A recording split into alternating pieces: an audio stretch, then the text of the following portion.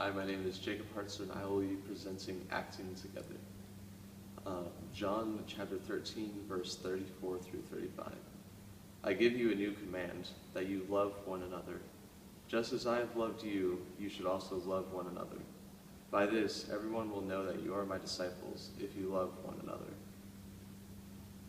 Jacob, if someone were focused on the culture in which we live, what would their definition of success be?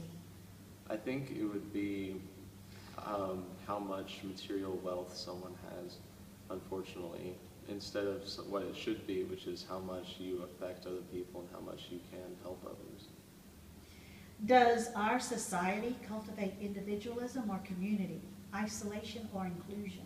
I think our society cultivates isolation from one another because we're always pushing ourselves to be the best that we can be instead of the best that our entire community can be. So we're always focusing on how much better we can be rather than how much we can change the world.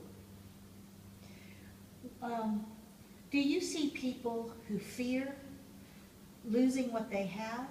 Do you ever see people who fear losing what they have? I do. I see it in people that either have a lot or don't have a lot that are really worried about, they're worried too much about what they have and not what they're actually doing with what they have. And how do they act? They're always worrying about it and stressing over it, and they're letting it take over their lives rather than using it to help others. When you hear this verse, do you imagine Jesus was imagining individuals acting alone or working within a community? I think that he spoke of this to people that act alone in order so that they may start working together as a community, because I know that he would want people to be working together as a community so that they could better help each other. If we all loved one another, how do you think that would affect our world?